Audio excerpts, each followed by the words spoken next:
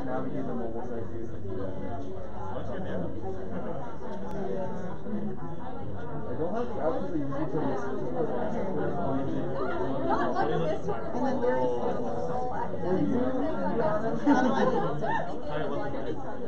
I am honored.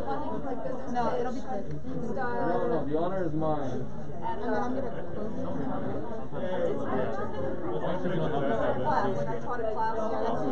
You know you're gonna get destroyed. I know. Or do you think I should Just leave it. sit here and then Might just. I just Stop playing. yeah, exactly. I'm going on speaker so and then I'll just sit here and like I don't know how I'd go back to it.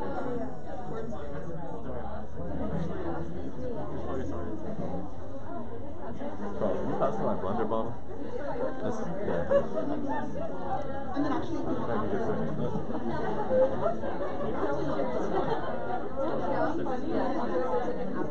Thank you, hello everyone, we're gonna get started. Alright. Welcome everyone to tonight's edition of the Berkeley Forum. My name is Tejal Rao, and as the president, I'm super ecstatic to have tonight's speaker, Emily Winston.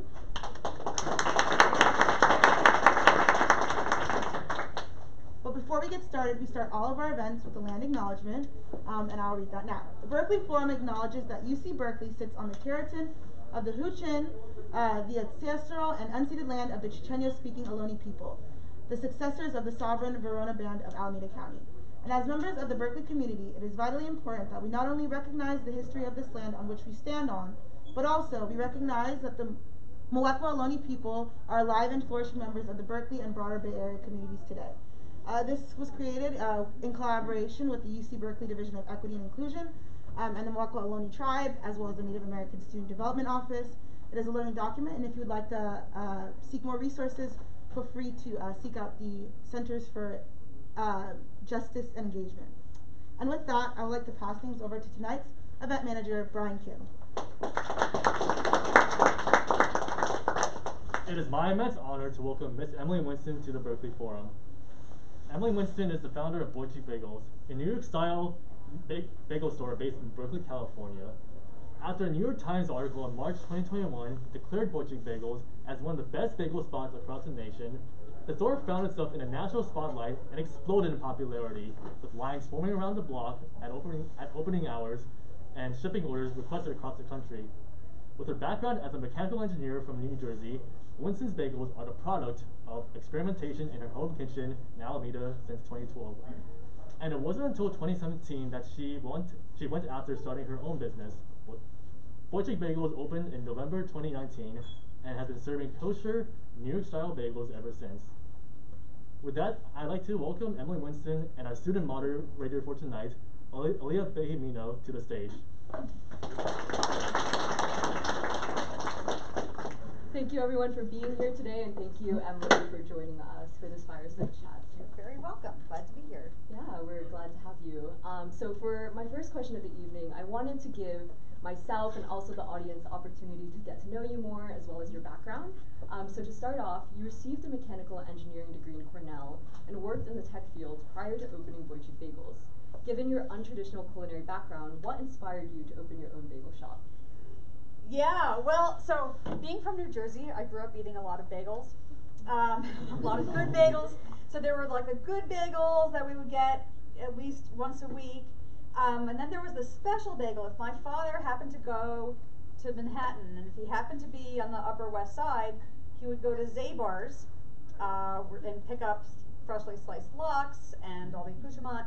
And across the street was H&H Bagels, and he would buy that, bring that all home, and it was very special. That was special bagel occasion, and we would have that for dinner because it was like so good. It was like really like a religious experience in my household. So, you know, years went by. I moved away. I moved out here. Bagels were terrible. I stopped eating them. I'm like, I'll just get my bagel fill when I go home to visit.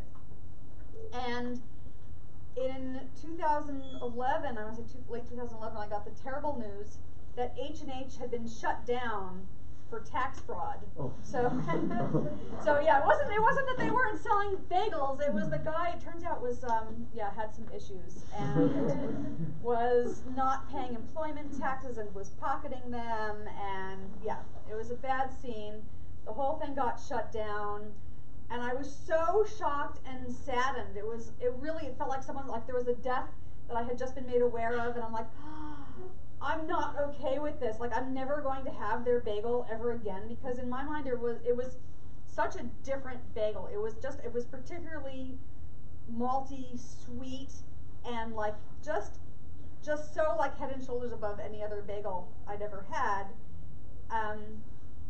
It was just so shocking to me. So I thought, well, gosh, I'm not eating any bagels here. But at the time, there was we're now calling kind of the first wave of bagel entrepreneurship, or maybe the second wave, I don't know, no one's really kept track. The first wave was actually in the 80s with Noah's, but so maybe this recent wave that was in 2010 started, and there was a pop-up called Schmendrick's in San Francisco that was getting all these headlines for selling a $3 bagel that they did as a pop-up, and people were swarming it, and they were selling out in like 20 minutes or whatever, and there was all this big fuss about it because people were like, oh my god, it's like a New York bagel. So that was happening, and I get this news, I'm like, oh my god, well maybe I could figure out how to make it for myself, because apparently, it might not be impossible, whereas I think if that bagel wave wasn't really happening, it wouldn't have occurred to me. Being an East Coaster, I'd say, oh, you just can't. That was the story. You can't make a proper bagel in California. Maybe it's because it's the water, or who knows. But there's some magical thing in the tri-state area that makes the bagel. But because there were a few of these outfits, also Barron's Bagels, and we're making like a pretty okay, or like better, decent, halfway decent bagel at least.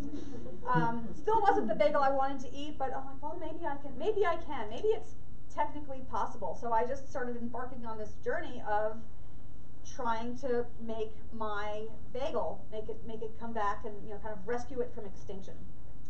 And my background is mechanical engineering, so I like to tinker. I like to do things hands-on.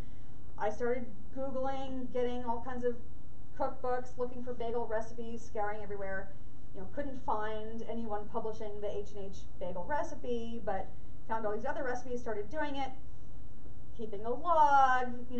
Then I would do, I'm like, okay, I'm going to do 3 batches, and I would be like, okay, I'm going to put, here's malt levels, one, here's with more, here's another one, but doing the control study. So I would do like 3 batches, like a dozen each, and keep them separate, and then I'd bring them in. I had 2 main focus groups. I had my neighborhood potlucks that were a monthly event, and then there was within that there was a handful of people who were from the East Coast, so they were like the A list. I'd be like, well, what are you really thinking? Like, let's, and then I have my martial arts community, and there were also a lot of East Coasters there. So both of these groups, I would show up, and I'd be like, okay, I have 3 bags. I have A, B, and C. Now I'm ripping up bagels, and I taught them. I made up a whole thing like wine tasting, where we're going to smell the bagel, and we're going to lick the bagel, and we're going to all these things. And I made up a whole vocabulary, and I basically taught it to all these friends. And then I'd be like, okay, now here's a piece of A, and now here's B. And like, now, like, what are we thinking between them? We're like licking, we're thinking, we're discussing, and then the minutia of what are we actually tasting? Do I like this one a little better? Actually, this one's not so good. All these things, and it was this iterative process. So I'd be like, okay, well, we liked C the best, so the next time I would bake, which was not every day at all, it was like maybe every few weeks, be like, okay, well, based on that last time, now I'm going to set up this experiment, and it's going to be, kind of going that way. So it was just a series of experiments and tinkering, and lo and behold, 5 years later, down the road, I suddenly had this bagel that was amazing, and I'm like, this is really good. And one of my closest friends, who is from Long Island, said, no, this is amazing. This is a fantastic bagel. This is as good as anything you can find in New York. You should be selling these. I'm like, oh, that's just silly.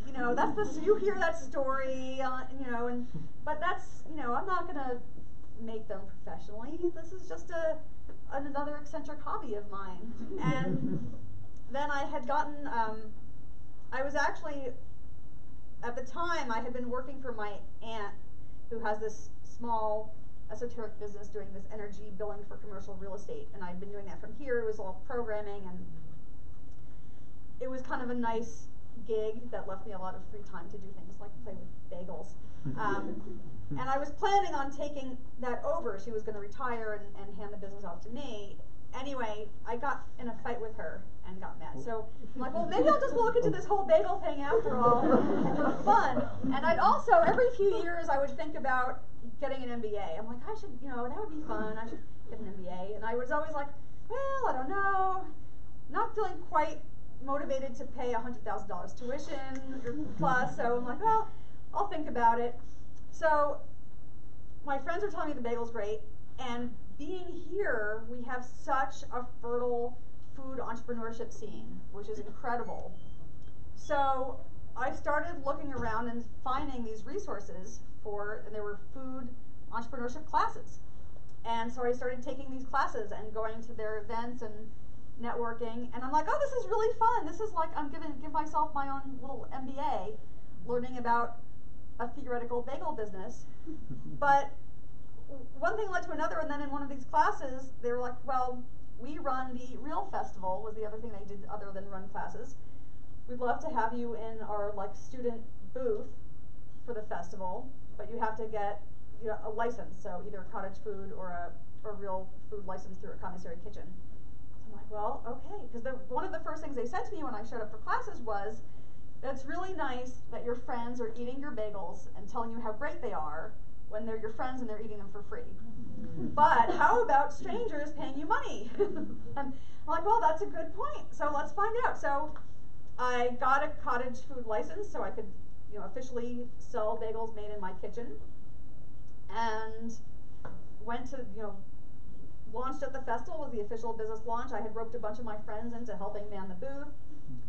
It was fun, but we actually had a bunch of bagels left over, and I was all discouraged. But Janelle Bittker, actually there were a ton of very excited New Yorkers who came through that day, and were very happy. But Janelle Bittker, who currently is a food writer at the Chronicle, but she was at East Bay Express at the time. And she's like, ooh, a new bagel, I want to interview you. And the next week, she wrote me up, she said, this is the best bagel in the state of California. And everyone got very excited. And I'm like, well, I'll do some pop-ups. And I hosted a pop-up on my house, and the line was, down the street and around, to the corner. I'm like, well, I think I've answered that question of will strangers pay money for these? And the answer is yes. So I can now end that phase. And then the question was like, well, do I really want to do this? And that was a big, scary question and a lot of soul searching. And I decided the answer is yes. You know what? This sounds really nutty and crazy, and I never in a million years would have expected to do this, but it feels like it wants to happen. So I'm just going to say, yeah, I'm in. And so I'll work on a business plan, and then started looking for real estate to build it somewhere. Thank you. It sounds like it was part serendipity, but then also part hard work that brought you to this point. Yeah. So my next question for you is, after 5 years of experimentation and 2 years in running Boichik, what do you feel like makes a perfect bagel? I think the big key ingredient that most bagel shops really overlook is the malty sweetness. I've had so many bagels, and even the texture will be right. Well, there's so many things. There's so many ways to have a bad bagel. But if you're going to have steaming them is the first thing to do. So you need to boil them. They need to be boiled and then baked, not just thrown in a steam oven. But so you get that. That's how you get that texture. You need to get a good crust. It also needs to be it's called retarding, but it's basically put in the refrigerator for a long length of time. So it's a slow cold proof, which is different than pretty much any other bread product. But and that helps develop the skin. So you want that tough skin. So it kind of forms a skin in the fridge overnight, and then you boil it, and then you bake it, and particularly on a stone surface. So you get that crust. All these things really add to that crust, which is so important to the bagel. But you can have that crust, and then the flavor can be meh, or you're like, oh, this kind of just tastes like bread. And what that is really is that malt. and I don't know why so many shops, either I've been in shops where I don't even see any malt anywhere. I'm like, where's the malt? You're just like not even bothering with the malt. It's a pain in the butt. So malt syrup, does anyone homebrew in here? No. If you homebrew, it's the same malt syrup. So I had actually gone through a homebrewing phase some years prior. But it was really, it actually totally was very informative to this, because brewing and baking have a lot in common. But it's this super sticky, basically almost like honey viscosity stuff. So it's a pain in the butt to like deal with. But the flavor is really good. That flavor of like Whoppers, that malted milkshake flavor, that's malted barley. And it just adds that something that you can't get from anything else. And I think, and most bagel shops seem to either be really chintzy with it or skip it entirely, or just, yeah, I don't know, or they just don't think they think it's supposed to taste like bread. I've been shocked by the number of bagel shops I've been to visit and ask questions, and then I've, been like, well, so did you go to New York and taste? And they're like, no, we decided we just would have a bagel shop, and the bagel equipment salesman gave us a recipe book, and we just use it. And I'm like, do you know what a bagel's supposed to taste like?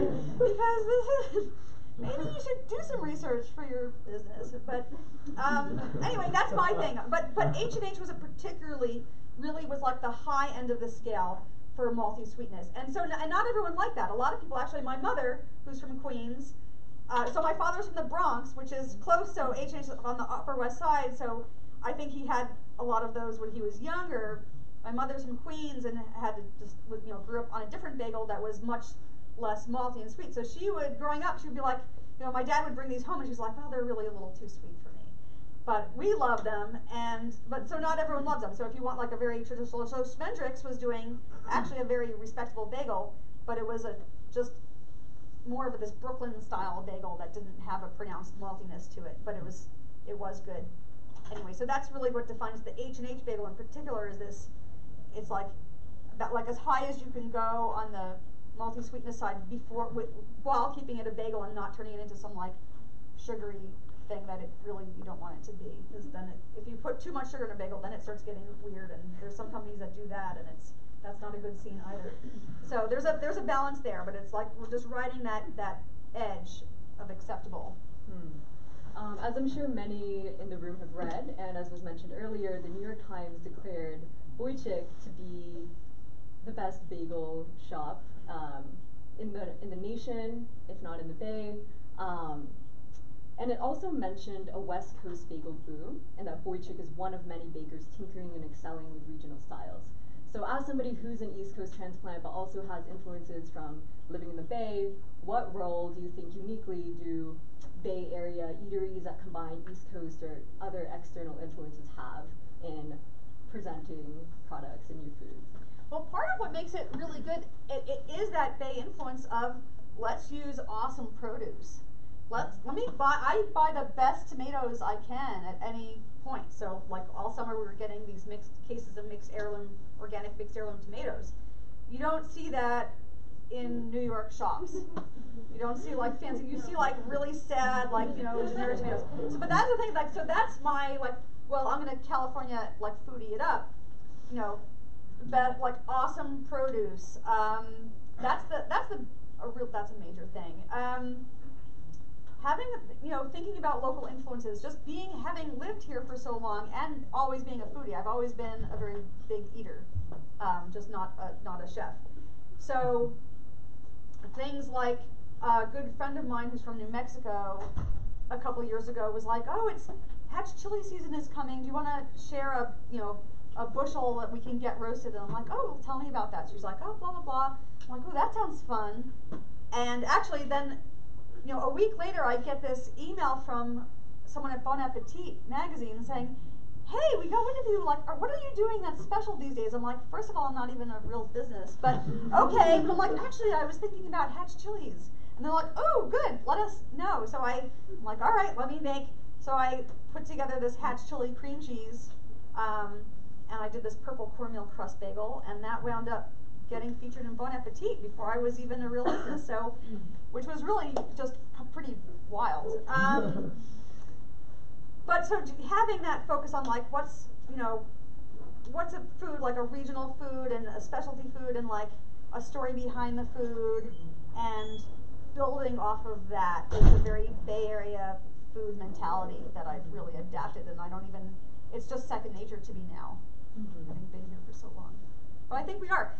It's, you know, it's elevating that bagel game. Also, I use organic flour. The bagel is actually almost entirely organic, and that's not done anywhere on the East Coast. So I'm using really super high quality flour. It's the same, buying it from the same people that Acme and Tartine are buying their flour from. That's not happening in New York. So it's kind of taking that structure and making it like really cranking up the fancy and the quality. On this note of food being able to tell stories, Berkeley is often seen as a food haven, with people coming from all around the Bay to visit local eateries. Culturally, what, if anything, do you think has made Berkeley a foodie hotspot? Oh, it has such a history.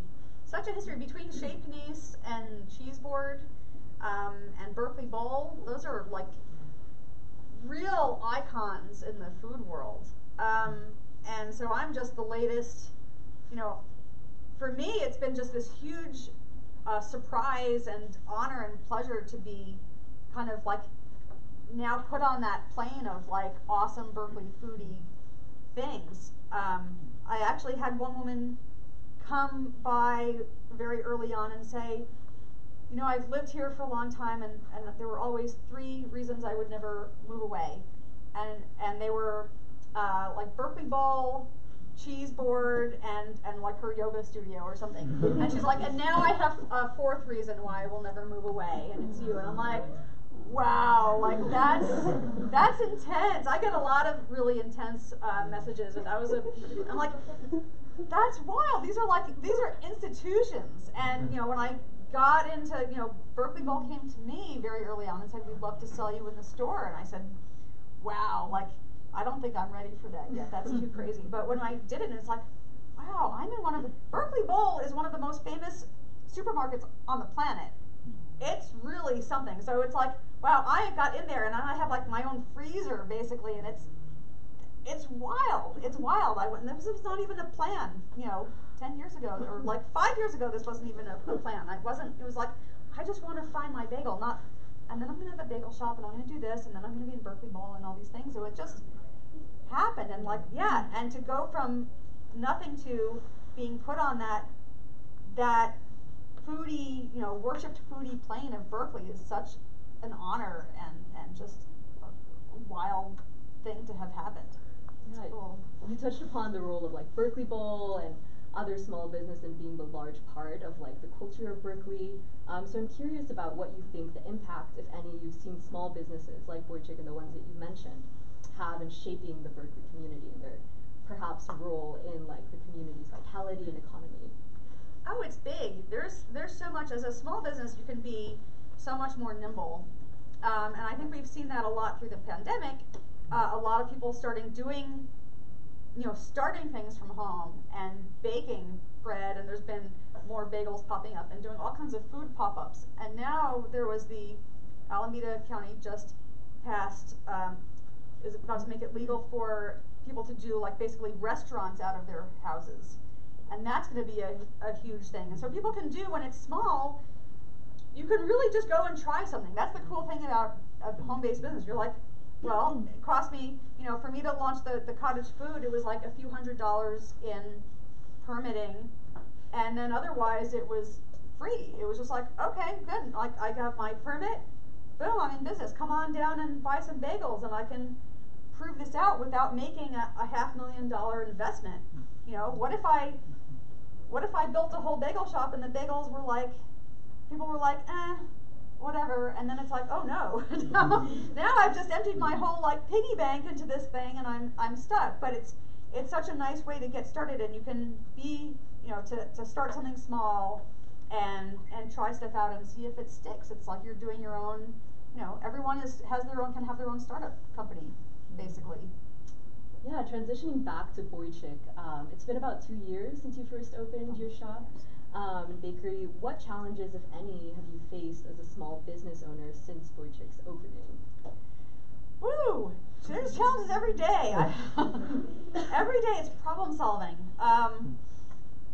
The problems began like long before we opened for business. We had just navigating city building bureaucracy and the building permits and the building inspections. I was in awe. Going through that process was so, I want to say completely terrible. And I'm like, I can't believe that all these businesses that are around here have made it through all these hoops. You know, I'm like, that was so hard. I'm like, this is the hardest thing I've ever done, and frustrating and just crazy making. I'm like, and you know, not for nothing, but I have like an advanced degree and like pretty well educated. I'm like, this is hard. This is really hard. How is everyone, like, was wowed. I'm like, all these businesses have made it through all this difficulty and are able to like get to where they are in business. And it was very humbling. And so that was really tough. And then, you know, opening, it was problem solving every day. There was a time we had a few times where we had oven trouble. There was one day we had to just be like, I'm sorry, there's no bagels today, everyone go home, and we're done. That's a particularly rough one to deal with, and people didn't like that, but that's the problem with being one little shop. We have one oven, and if it doesn't work, that's kind of it. There's no getting around that. Everything is a challenge. Just supply chain stuff, especially through COVID with world supply chains upended. It's nuts how things have been so hard to get. There's been weird dried onion shortages. Recently, cold cups for the like iced coffee. Suddenly, there were none anywhere, and everyone was scrambling. Every business was running around trying to secure cold cups. A lot of bottled drinks. There keeps being rumors that the price of wheat is going to go up 50%. There's just all these things every day. There's like a ton of things, and then there's like, here's something that's not working right. Here's something that's leaking. Here's this person is sick. That person is like having drama with some other person on the staff, and now the drama is a whole other thing, which I was terrified. As an engineer, I'm not a people person, so I'm like, oh my god, I'm gonna have employees, and this is really terrifying. Way more than equipment. At least equipment I can fix. People I don't know how to deal. So that was tough, and there were some rough moments with that. But yeah, I don't think a week goes by that there's not something challenging to think about. But at the end of the day, it's kind of fun because it's like I'm just solving problems, and I get to be like I'm solving the problems, which is the cool thing that I always loved. Like I started my career after first at General Motors, and I'm like, I'm gonna design cars, I'm gonna build cars, and then they get me and they're like, okay, you think about this door hinge, and I'm like, you know, I kind of was thinking the whole car, not like the hinge, and like this is not very satisfying. And so for me, I just love being like, I've like built this whole thing, and it's like, and I'm fixing. It's like this is broken, I'm fixing it. And it's like I'm designing the whole thing, and I'm running the whole thing, and I have my hands in all of it, and it's so satisfying that way. You've had quite the diverse life path, but I'm curious about how working in the food business has offered things to you, or has like enriched your life in ways that your time in perhaps working in the STEM field didn't have. Well, now I get to, when I go to restaurants, I get to be like this mini rock star, which is really cool. That's very mini, and only in certain places. But I have all these friends in the restaurant business now, and so I can go and be like, and we're chatting, and they're like hooking me up with all this stuff, and it's really fun. So I'm now like this foodie insider, and having spent my life before this being just a big foodie, it's like, ooh, now I'm on the inside. Like, so it's really cool. It's like I have this backstage pass to this stuff that I was really into for so long. It is fun. It is fun to be in a just totally different field, and I think I come at it with a different appreciation, and you know, there's some things that I'm weaker in, certainly, but I spend a lot of time reading a lot of business books, and it's what they say, it says across the board is like hire for what the skills you don't have. I'm like, okay, so I'm going to hire. My most recent hire is this guy who spent He's now my new director of operations, and he wants to come build a company with me. And his whole career for a few decades now has been in restaurant operations, and he just loves it. And I look at him like, like it's like he's conducting a symphony I can't even see or understand, but he just gets all the pieces to run in a way, like the line moves so much faster now, and there's like almost no drama anymore because he like manages people properly or well and all these things. That's so cool. And I'm like, that's amazing. And it's like, yeah, he has like a completely different skill set than me, and so that makes it feels like it's a really good marriage. And the other thing that's cool, and a lot of people were like, oh, you have to have restaurant experience before opening a restaurant. I'm like, yeah, well, I'll just figure it out. It's a bagel shop. I'm not trying to open French Laundry. I'm mainly looking at we're making the bagels, I'm making the bagels, and we're going to send them out the door. But the cool thing is, coming from engineering, is I bring this whole skill set that normally isn't found in the restaurant industry, where I'm, fixing and improving, and my staff is doing something, and I'm like, well, would you rather have, they're like, oh, this is awkward. I'm like, well, let's design a new thing to help you do that. And that's not normal. People are just normally like, oh, well, we always have to use this as the table, and so we use it like this. And I'm like, well, do we want it taller? Do we want it wider? Do we want it to, another shelf? Do we want, let's figure that out.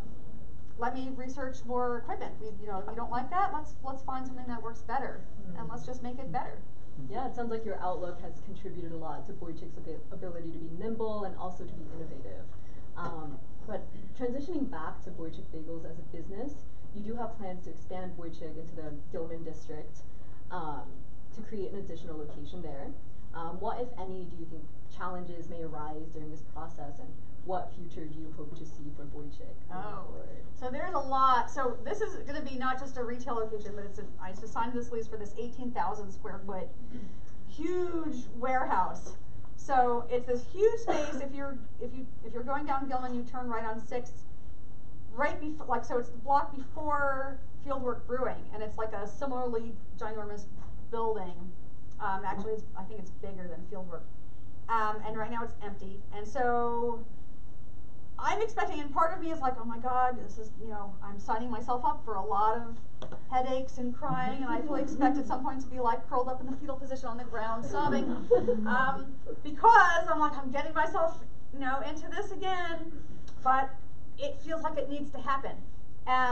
We're going to do a huge engineering project of plumbing and electrical and ventilation, because it's just basically an industrial box, and turn it into this huge commissary. I'm going to do this also high tech.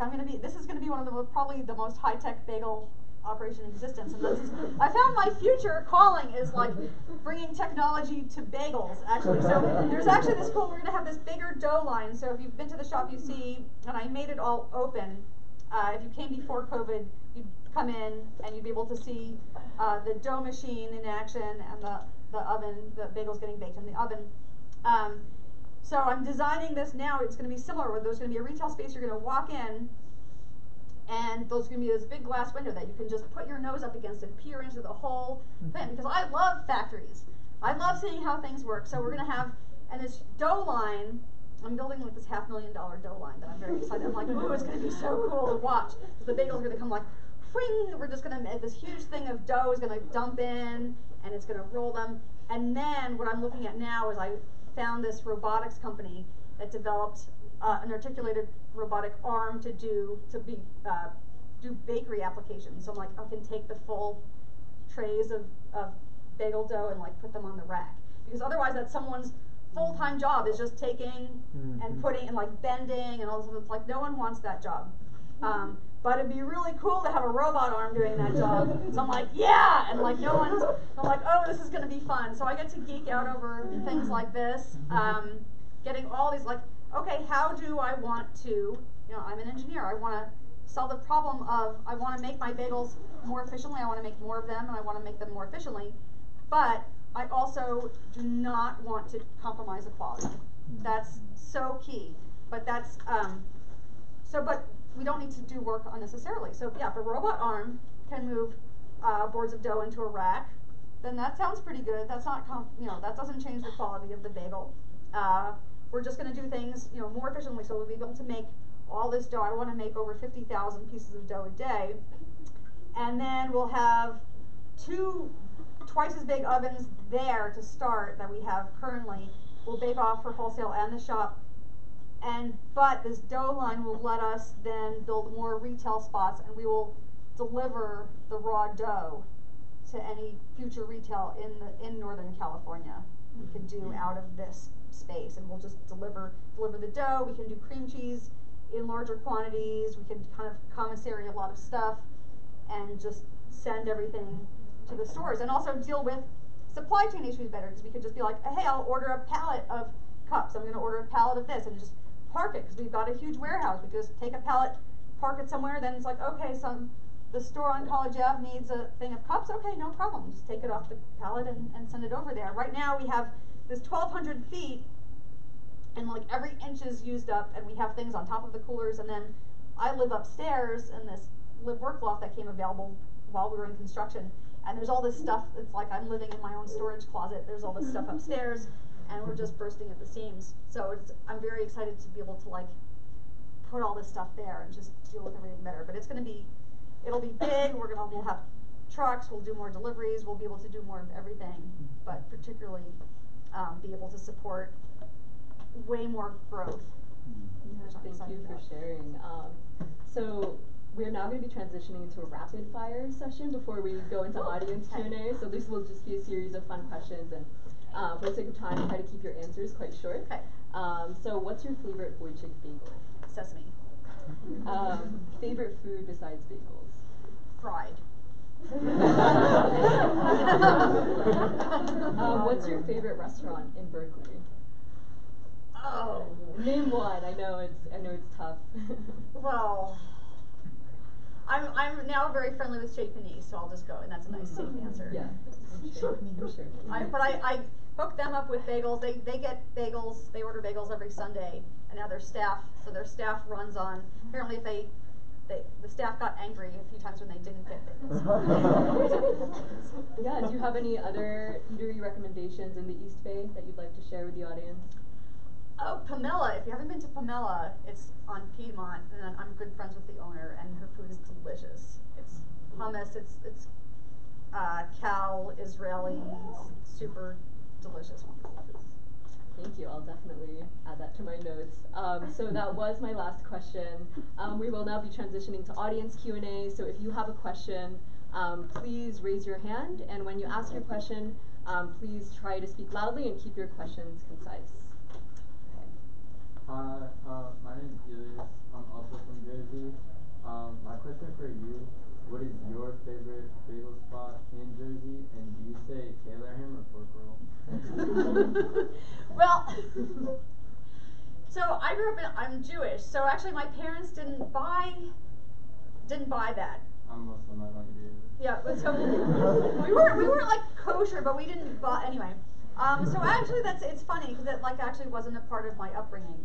So I'm missing that Jersey piece of Taylor ham. In New Jersey, we had the local shop that we mostly bought from was called Eli's. That was like 10 minutes away. My mother said very sadly that at some point it changed hands and is not making nearly as good a bagel as they used to. So I don't know, because it's funny because I haven't lived there in a long time, but because I kind of left for college and I never really moved back. But there's actually, I'm getting a lot. Actually, my mother had her birthday a couple weeks ago and said, for my present, I want you to ship me bagels because now I'm spoiled and I don't like any of the bagels around here anymore. They're not as good as yours. So I don't know what's going on, but it seems like a lot of a really good bagel is getting a little hard to find on the East Coast these days, which is very sad. Would you like to answer or ask a question? I'm Sophia. I was just wondering, would you ever open a bagel shop on the East Coast? That's a possibility. For a long time I thought no, but as people were telling me that they can't even get a proper bagel as easily anymore on the East Coast, if feels like maybe I need to do that. Bring it back. Show them how it's done. Yeah. Bring it to South Island. Hi, Tyler. What's your go-to bagel order?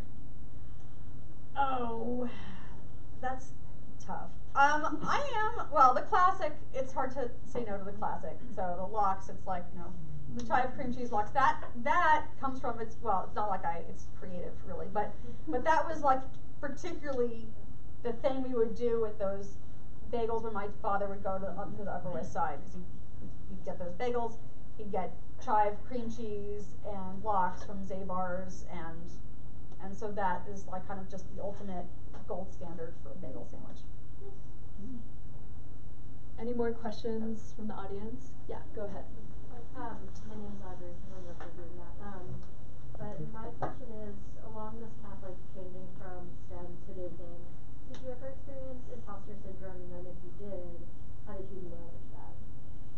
Yes. Well, I experienced imposter syndrome like all along. I feel like you just kind of, it's unfortunately, it just kind of goes with generalized anxiety and whatnot. So there's always that. Actually, I feel like I have a lot less of that these days. It's funny. I had, there was definitely some like shade thrown at me when I was kind of first deciding to go into this.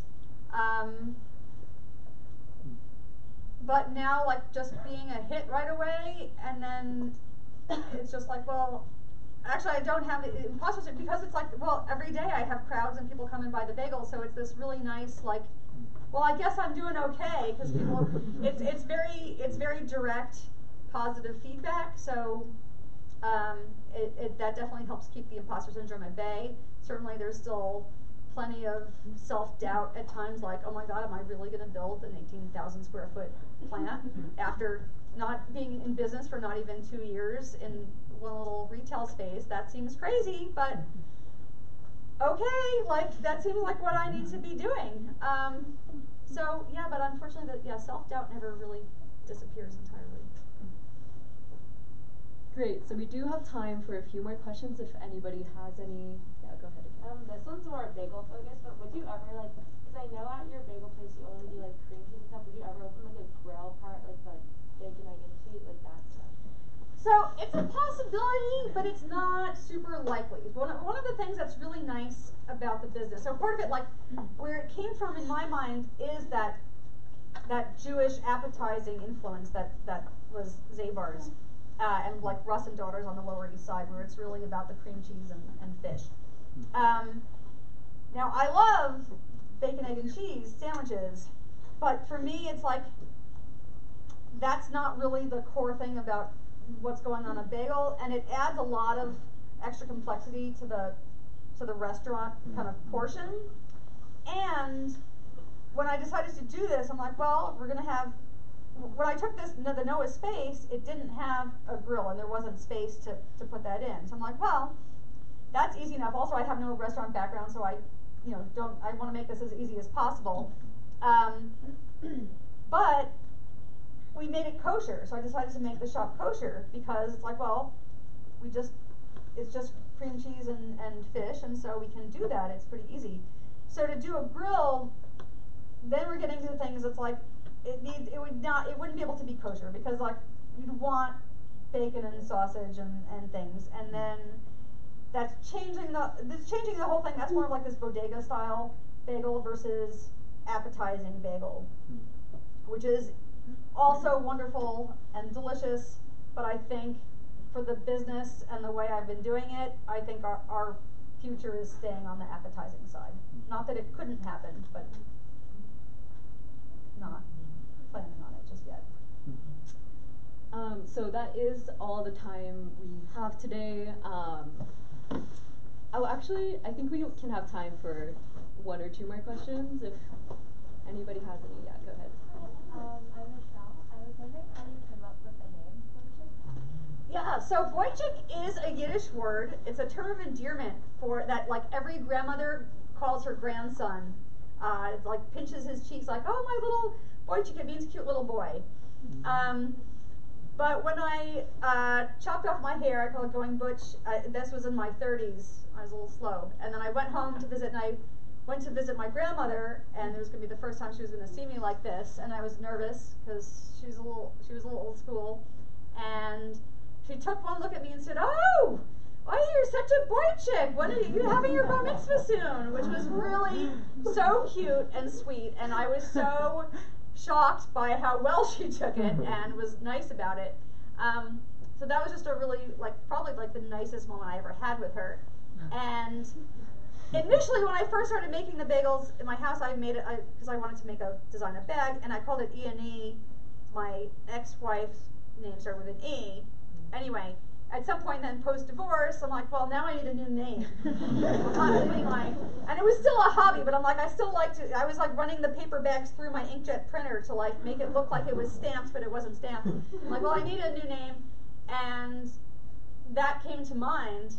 And I'm like, oh my God, it's perfect, because it's Yiddish, and I want, I was raised Jewish, but I'm not actually religious, but it's I wanted to have this, for me, that's the culture. My Judaism is about food culture, really more than it's about actual religious experience. So I'm I want it to have a Yiddish feel, and it was this really sweet memory with my grandmother. What was your reaction to the New York Times article with the claim that your bagels are better than Holy crap! That was pretty much. Yeah, that was shocking. That was, when I even first started, when I'm okay, I'm going to do it. I'm going to build this, and I'm doing it because my bagels are that awesome, and I know, I love them, and other people are going to love them. And it's well, maybe one day the New York Times will say that my bagel is decent, a decent bagel, and that would be the dream. And then that happened, and it's well, that's that's a mic drop, and I can just go now, because it was I was not ever thinking gosh, maybe one day the New York Times will say I'm even better. That was just not even on the horizon whatsoever. So pretty amazing. Did you get any hate from New Yorkers? Yes, I did. There was there was one. Most of it was kind of quiet. There were there's been some cranky emails. There was a lot of cranky comments on the New York Times piece on their website. But there was one woman who was really special who called the store and started cursing. It was actually my manager at the time picked it up, and she was cursing her out about I don't know what for some time. Finally, she hung up. Then she called back, and I'm give it to me. And I was and she was going on and on about how absurd this was. And the name, of course, it came up, the caller ID said, just New York. And I'm okay. And her husband is kibitzing in the background, being now say this, and egging her on. And she was just nuts. So that was the biggest hate piece I got. I was actually enjoying it, and then laughing at her on the phone. And then I was I just need to go because we're busy. But I was a little scared that I'd get someone throwing a brick through the window, possibly if someone was going to be really bent out of shape about it. But I'm we could all have a sense of humor about it. It is just bagels, and it can be funny, and we can argue, but it can be a happy, fun argument. Well, thank you so much, Emily, for joining us today. I thoroughly enjoyed our conversation, and I'm sure the audience did as well. I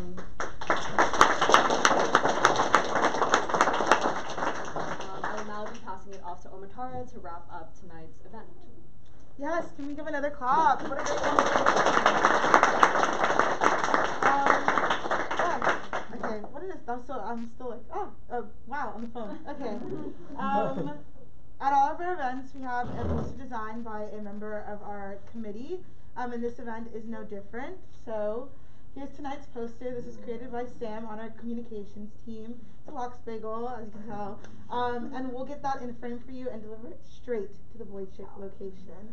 But with that, I want to say that it doesn't take just one person to put this event on. It takes a bunch of people. So I want to recognize tonight's people that were working behind the scenes: Brian, Dixie, Noah, Samantha, and of course our wonderful moderator for the night, Aaliyah.